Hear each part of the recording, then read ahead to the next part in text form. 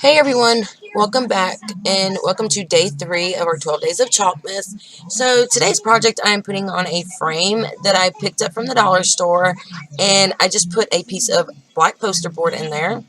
So when you're chalking on glass, you need to wipe it down really good with alcohol, and you need to fuzz your transfer really well. So you've seen my chalk paste. This is the color Peachy Keen, and sometimes it will separate like that. Just give it's the pigment and stuff. Just give it a real good stir and make sure it's mixed really well. So I'm going to smooth it out, making sure to cover every part of it, and then I'm going to remove the excess and put it back in my jar.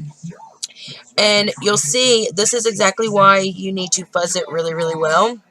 You can put it on a towel, your shirt, your pants, wherever. And it'll also help keep it from rolling up on you. So now I'm going to take my heat tool and give it a quick dry. That way I don't risk smearing it. So now I'm going to do the right hand print, and I'm going to use the color Cool Breeze. So again, and I'm just pressing down where the silkscreen part is and around it. So that's less that, I have to worry about being stuck and having to remove. And just make sure all your air bubbles are out. This transfer would be really good on shirts also. So you can smooth this out, remove the excess, put it back in the jar, and there you have it. Really simple, really easy.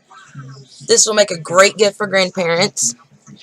You can add their picture, or you can add pictures for them, or they can add them themselves. So now I'm placing down the wording for this. It says, "Grandchildren, fill the space in your heart you never knew was empty." So I'm just going to take bright white for this part and layer it over top of it.